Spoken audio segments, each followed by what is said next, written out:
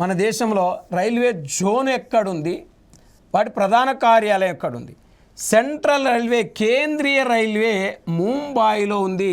దీన్ని 1951లో లాంచ్ చేశారు. చూడండి, సెంట్రల్ రైల్వే. ఇక్కడ తూర్పు రైల్వే కలకత్తాలో ఉంది. దీని యొక్క హెడ్ క్వార్టర్. దీన్ని 1955లో ఏర్పాటు చేశారు.